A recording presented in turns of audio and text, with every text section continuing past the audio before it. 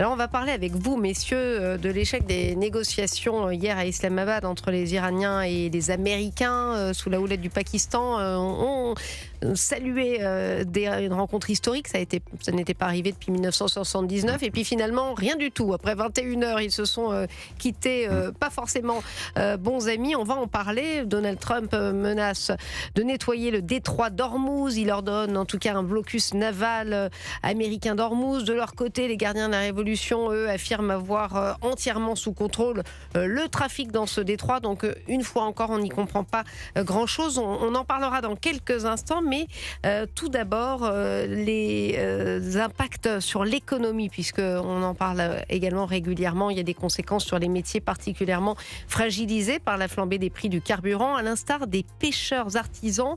Bonsoir Jean-Vincent Chantreau. Bonsoir. Vous êtes secrétaire général de l'Union française des pêcheurs artisans et de l'Alliance européenne des pêcheurs artisans. Alors, une réunion des marins impactés par la crise de la hausse des carburants s'est tenue hier à l'appel de votre organisation. Et puis aujourd'hui, Jean-Vincent Chantreau, vous appelez à la mobilisation nationale. Bien oui, tout à fait. Il semblerait que nos voix ne portent pas depuis nos ports de pêche jusqu'à Paris. Donc, nous avons décidé de nous rapprocher de l'oreille et des oreilles du gouvernement pour faire entendre nos revendications, nos propositions.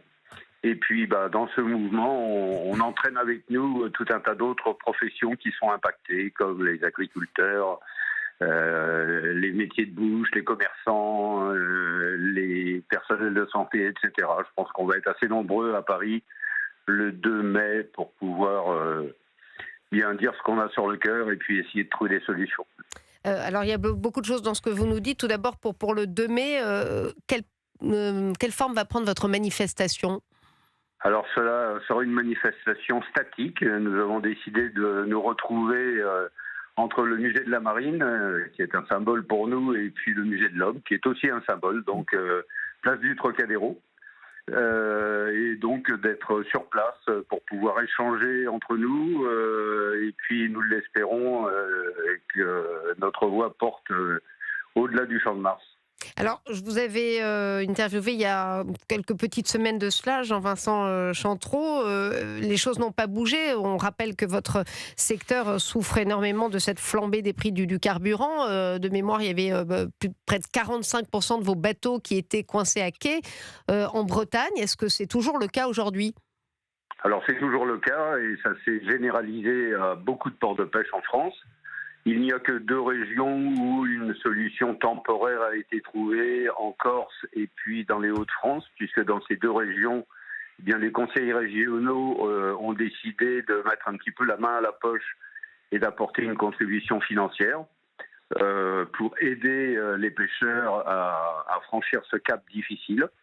Aujourd'hui, le gouvernement ne propose que 20 centimes d'euros, alors qu'il laisse un prix à la pompe de l'ordre de 1,10 €, 1,20 €, alors que notre seuil de tolérance est de l'ordre de 60 centimes ou 70 centimes. Et oui, donc il y a encore du chemin à faire. Ça veut dire que vous ne gagnez plus du tout d'argent. Non, à chaque fois que les bateaux partent en mer, aujourd'hui, c'est à perte. Oui. C'est à perte, ou alors c'est vraiment au détriment des marins qui ne peuvent pas être payés, parce que vous savez, les marins pêcheurs sont rémunérés à la part. Donc une fois qu'on a déduit du chiffre d'affaires tous les frais de bord, les frais de gasoil, etc., malheureusement, il ne reste plus rien pour payer les bateaux. Oui. Jean-Vincent Chantreau, vous avez entendu les annonces de Sébastien Lecornu. Alors, elles portaient plus sur l'avenir, un plan d'électrification, pas vraiment de mesures ciblées. Vous avez eu des aides, je crois, que de l'ordre de 70 millions au total avec les agriculteurs, ce qui n'était pas grand-chose au final. Vous attendiez quelque chose du Premier ministre ? Écoutez, oui, on attendait quelque chose parce qu'en fait, nous avons fait des propositions concrètes. Encore une fois, nous le répétons, nous sommes pour une décarbonation de nos usages. Il est temps, en effet, de supprimer l'utilisation des carburants fossiles et de tendre vers une électrification des usages. Mais en ce qui nous concerne, c'est quelque chose qui n'est pas au point. On ne fait pas aujourd'hui rouler des camions et naviguer des bateaux avec de l'électrique. Alors, les technologies doivent bien évidemment évoluer.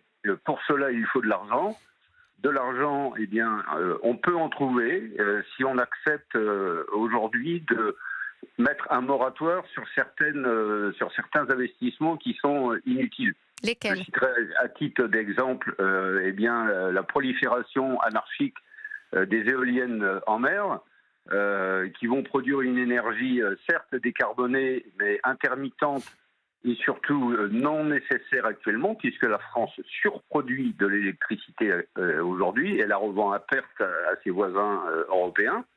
Donc, bien évidemment, il faut tendre vers du tout électrique, mais aujourd'hui, en cette période de crise, il y a entre 8 et 10 milliards d'euros qui sont promis à titre de subvention pour les promoteurs des parcs éoliens. Ils pourraient attendre 6 mois, 1 an, que cette crise passe, que des solutions pérennes soient trouvées, et puis de continuer à faire vivre nos professions, mais aussi l'ensemble des citoyens, parce que nous ne sommes pas les seuls impactés.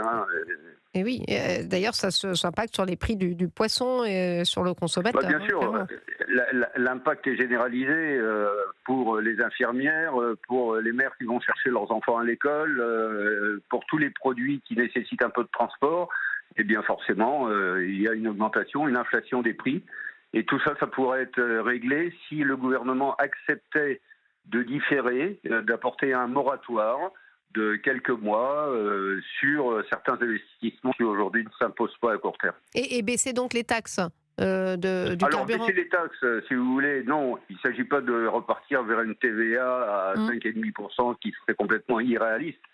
On pourrait à minimum la baisser peut-être à 17% de manière à ce que l'État continue de faire un profit, entre guillemets, constant par rapport à l'existant, par rapport à ce qui existait avant la crise. Mais aujourd'hui, la problématique ne vient pas d'un abaissement des taxes, elle revient d'une meilleure gestion des fonds publics, d'une adaptation à la situation en période de crise. Gilles Boutin. Oui, bonsoir. Donc, on a bien compris avec vos explications mathématiques que vous ne vous y retrouviez pas et que c'est pour cela que vous ne prenez plus la mer, tout simplement. Mais j'imagine que vous avez des discussions avec le gouvernement. Avec qui parlez-vous et qu'est-ce qu'ils vous répondent lorsque vous leur dites que tout simplement vous ne pouvez pas faire votre métier? Écoutez, nous avons bien évidemment été en contact direct avec Madame Sabot, qui est la ministre déléguée à la mer et à la pêche, qui nous a dit, écoutez, patientez, on est en train d'essayer de trouver des solutions. Les idées que vous proposez d'utiliser cette taxe éolienne ou d'imposer une taxe minime d'importation qui serait de l'ordre de 1 centime d'euro par kilo, par produit de kilo alimentaire importé en Europe, serait une solution. Il me dit oui, c'est intéressant, mais ce n'est pas entre nos mains, c'est l'Europe qui décide. Alors que non, si on se réfère au TFUE, qui est le traité fondateur de l'Union européenne, il y a possibilité pour un État membre en période de crise de prendre des décisions d'urgence. Oui, un peu de mauvaise foi peut-être. Alexandre Malafaille. Oui, bonsoir monsieur.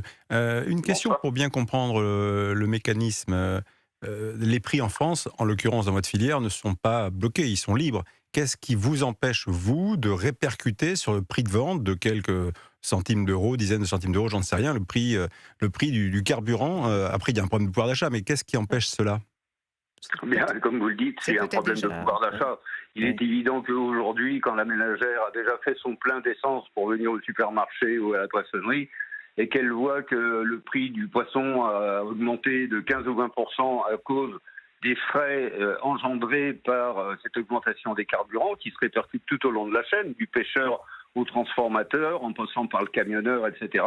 Bien, on arrive à 15 ou 20% d'augmentation des prix sur les étals, ce que les ménages ne peuvent plus supporter. L'impact, c'est ça, c'est 15 à 20%. Au minimum. Sur certaines espèces, c'est plus élevé que ça. Le poisson a déjà augmenté. Oui, mais ça fait longtemps qu'il augmente. Mais là, je voulais avoir une idée de l'impact directement, compte tenu du fait qu'on est passé d'un quasiment doublement du prix du carburant en l'espace de quelques semaines. Donc, quel est l'impact final, quoi? Alors, l'impact final, au niveau des produits de la mer, comme je vous le dis, c'est entre 15 et 25% d'augmentation sur les étals, parce que à chaque étape de la filière, eh bien, les intermédiaires essayent de faire des efforts, de rogner sur leurs marges, les transporteurs, les poissonniers, etc. Mais malgré tout, il y a des frais qui sont incompressibles et qui se répercutent forcément sur les prix. Dernière petite question, Jean-Vincent Chantreau.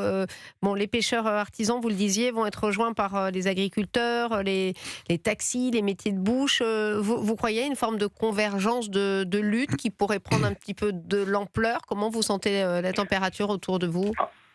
Écoutez, depuis que nous avons fait l'annonce hier soir et ce matin de ce mouvement qui se veut être un mouvement pacifiste, apolitique, en effet, nous avons tout un tas de demandes pour se rallier à ce mouvement sur les réseaux sociaux, au téléphone, etc.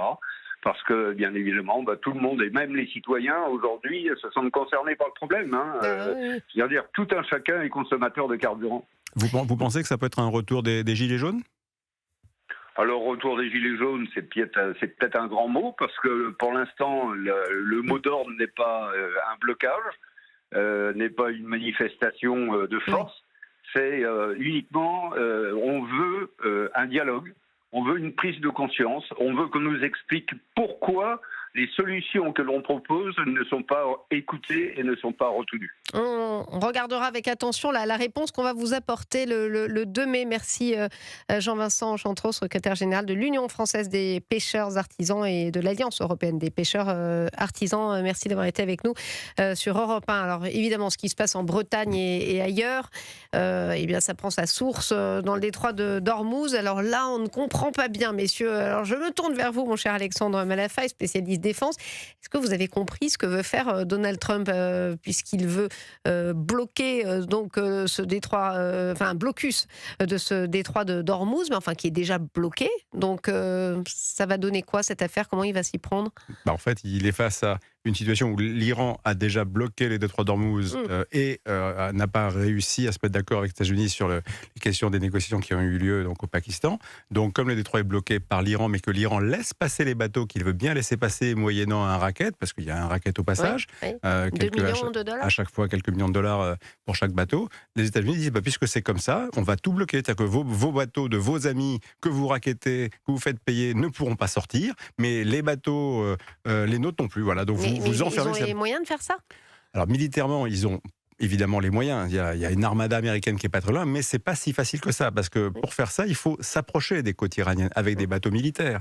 Et ces bateaux militaires, ils seront forcément à portée de tir des Iraniens. Alors ces bateaux sont à même de se défendre, mais malgré tout, vous avez un ensemble de missiles qui peut être déployé, vous avez des actions de drones également qui peuvent être déployés. Donc c'est pas si facile que ça. Mais techniquement parlant, on peut dire qu'en tout cas, si la marine américaine envoie des messages à des bateaux qui tentent de forcer le détroit d'Ormuz pour dire ne passez pas, ils ont militairement les moyens d'intervenir, ils ont militairement les moyens d'envoyer des hélicoptères avec des équipes à bord pour prendre le contrôle des bateaux. Bien sûr, techniquement, c'est possible.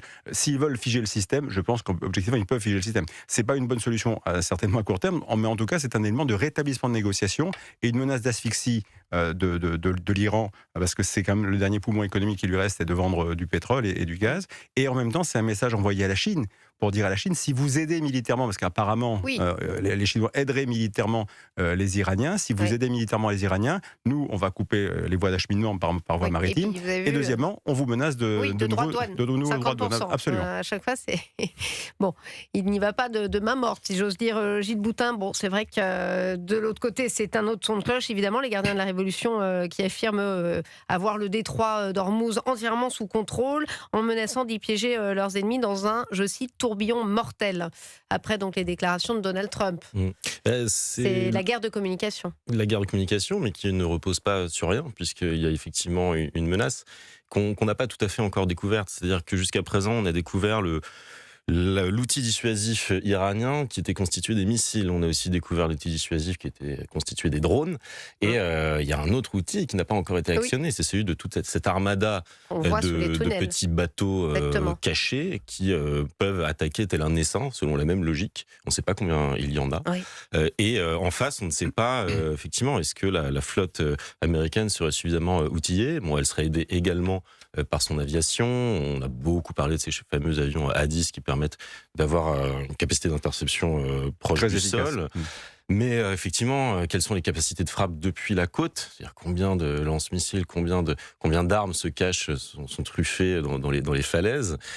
Donc on en revient au même problème initial, c'est-à-dire qu'il il y a un blocage.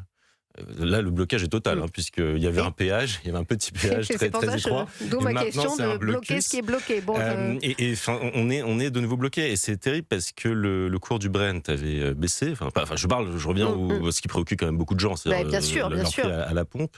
Donc le baril de Brent avait baissé, on était à $94 vendredi, ce qui était quand même mieux que rien, mieux que ce qui était au-delà de $100. Et là, on va redécoller. Dès demain, ça va être terrible. Et la confiance, la crise de confiance va à nouveau prendre des proportions considérables. Donc ça rejoint toujours cette idée. On démarre une guerre quand on veut, on sait quand on la commence, on ne sait pas quand on la termine. Ouais. Et je trouve que ce qui est dramatique dans cette histoire, ce qui est ridicule même, c'est toutes les informations qu'on a eues sur comment cette guerre a été déclenchée.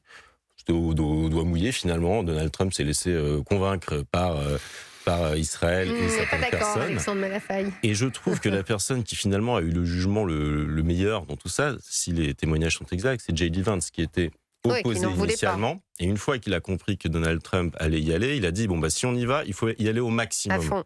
Donc c'est là le problème, c'est-à-dire qu'il y a eu ce problème de fixation des objectifs et on ne voit pas comment résoudre cette situation sans qu'il y ait tout simplement une chute de régime. Quel compromis peut-on trouver puisque le nucléaire ne sera jamais résolu finalement, cette question-là. Vous n'étiez pas trop d'accord avec Gilles Boutin qui nous disait, Gilles, en substance, Donald Trump s'est laissé un petit peu embobiner par Netanyahou, ils ont fait leur guerre. Donald Trump est une victime, simplement. Ce qui s'est passé, c'est que il a eu une intuition, il n'a pas tellement écouté l'avis militaire qui était technique, et il s'est dit tiens, ça pourrait marcher, allons-y. Oui, alors moi je me méfie un tout petit peu de ces interprétations françaises, de la façon dont les décisions américaines sont prises. Je pense que c'est un tout petit peu plus sophistiqué que ça. Il y a d'ailleurs eu un grand papier du New York Times la semaine dernière qui révélait comment, dans le cœur du cœur de l'endroit le plus secret des États-Unis, en fait, on aurait tout dans la place publique. Voilà. Ça, je vois pas comment c'est possible, mais ça fait certainement les choux gras de la presse pour le coup. Mais je n'y crois pas un seul instant. Je pense que les décisions sont prises de manière un peu plus sophistiquée. Et après, je me méfie d'une deuxième chose, c'est-à-dire que je trouve qu'il y a un climat qui s'installe depuis un certain temps, en France en particulier, sur une espèce finalement de mauvaise joie, de joie malsaine, qui finalement viserait à constater que les Américains se sont plantés. Mais je veux juste dire que si les Américains se plantent... Vous avez raison, Alexandre Malafaille, je suis absolument d'accord avec vous. Et je veux dire, si la défaite a un prix, elle aura toujours un prix pour celui qui perd. Et il vaut mieux espérer pour le camp occidental que celui qui perdra in fine, ce sont les Iraniens. Je suis entièrement d'accord. Ce qui est très dommageable, c'est que Donald Trump, dans ses buts de guerre, se soit fourvoyé, c'est-à-dire qu'il n'a pas su ce qu'il voulait. Et c'est ça le problème. Mais Gilles, qu'est-ce que vous... notamment le démantèlement du nucléaire. La jouissance de sa défaite, au contraire. Gilles, qu'est-ce que vous savez des buts de guerre des Américains? Les buts de guerre de Vladimir Poutine, est-ce qu'on les connaît? Non, mais les contradictions... Il s'est proposé d'être médiateur aujourd'hui, Vladimir Poutine, vous avez vu? Mais ça s'appelle, bien sûr, ça s'appelle le brouillard de la guerre. Ça s'appelle le brouillard de la guerre. Évidemment, l'Iran, c'est pas un petit pays, mais je pense que les Américains le savaient, les Israéliens le savaient. Ils ont un plan, ils ont un projet. Alors évidemment, ça se passe peut-être pas comme ils l'avaient prévu, mais ça se passe jamais comme on l'a prévu. Et dans tous les cas de figure, je pense que les objectifs israéliens, c'était de ralentir la marche vers le nucléaire. Et je rappelle quand même que le but... Ils ont réussi, parce que là, c'était le point d'achoppement hier à Islamabad. À court moyen terme, les Iraniens ont dit non. À court moyen terme, c'est évident qu'ils ont réussi. Maintenant, il y a vraisemblablement à la fois du bluff de la part des Iraniens et en même temps des possibilités de poursuite du programme, notamment avec ce qu'on appelle la montagne de la pioche, qui est une espèce de clone de Fordo, sur lequel il est possible qu'ils continuent, ou en tout cas qu'ils sont en mesure de continuer. Donc cette menace-là n'est pas totalement exempte de disparition. Et puis il ne faut pas perdre de vue que l'Iran, il n'y a pas eu de résolution de l'ONU sur le massacre du mois de janvier. Il y a juste un truc des droits de l'homme qui a fait un petit vote pour dire que il ne sait pas bien ce qui s'est passé. L'ONU ne s'est pas mobilisée. L'Ran est un régime qui est pour l'instant... L'ONU ne risque pas de se mobiliser. Mais je suis d'accord. Vous avez vu qu'il y avait encore une nomination hier des Iraniens sur un forum des droits de l'homme. Enfin, c'était pas exactement un forum, une commission de droits de la femme. Les droits de l'homme, c'était il y a quelques années, mais c'est incroyable quand même l'ONU. À l'ONU, on ose tout. Vous avez souvent eu des Saoudiens dans les commissions des droits de l'homme. Hier encore, les Saoudiens, le Cuba, la on va Chine. vous expliquer que c'est comme ça que ça marche le multilatéralisme. Sauf que ça ne marche pas. Donc de fait, à un moment donné, il faut prendre des décisions. Ces décisions, elles sont compliquées à prendre. On verra où ça va nous mener. En tout cas, moi, je suis prudent sur l'interprétation de ce qui se passe. Il est vraisemblable comme que ce qui s'est passé depuis maintenant un mois et demi a un impact extrêmement profond sur le régime. Est-ce que ça peut le faire tomber? C'est ce que vous souhaitiez, c'est ce que je pense beaucoup d'entre nous souhaitent, évidemment. Et maintenant, c'est vrai que la négociation est aussi compliquée qu'avec les Russes. C'est-à-dire que quand vous êtes à la place des négociateurs américains et iraniens, ou russes ou américains, sur la complexité de dossier entre les sanctions, les territoires, le pouvoir, les influences, qu'on accepte, etc. Mais le régime, j'ai l'impression qu'il est passé plus d'un régime religieux, un régime militaire et pas forcément plus souple, Gilles Boutin. Enfin, en tout cas, les experts nous expliquent que ça conduit même à un durcissement. Bon, après, c'est 50 nuances de dureté. Oui, voilà, parce c'est ce que j'allais dire. Négocier avec ceux qui précédaient, ceux d'avant et ceux d'aujourd'hui, je pense que c'est pas une partie de plaisir dans tous les cas. Et qu'espérer de ces négociations pas grand-chose, à vrai dire. Tout s'est tellement crispé. C'est pour cela que j'en ai à déplorer que manifestement, il n'y ait pas eu plus de suite dans les idées. En tout cas, il y a, semble-t-il, une grande impréparation. Il y a eu des lacunes qui font qu'aujourd'hui, on se retrouve dans une situation qui est bien pire qu'avant, et notamment pour les Iraniens. Et puis aussi au niveau mondial, avec cette explosion des prix. Et nous, on est touchés. Mais il faut voir aussi pour d'autres pays en Asie à quel point c'est horrible pour eux au quotidien. Oui, puis le peuple, en effet, qui risque davantage encore de répression. Rapidement, Alexandre Lafay, parce qu'il y a Charles Rodwell qui nous attend. Juste pour dire qu'on voulait absolument que l'Europe se mobilise très fortement pour soutenir l'Ukraine, voire qu'elle intervienne. On ne l'a pas fait. Là, dans le cas présent, on devrait soutenir les Américains pour les soutenir vis-à-vis de l'Iran, parce que l'Iran reste une menace à la fois sur un plan nucléaire, et c'est un État qui propage un certain nombre de valeurs qui sont totalement contraires à nos intérêts.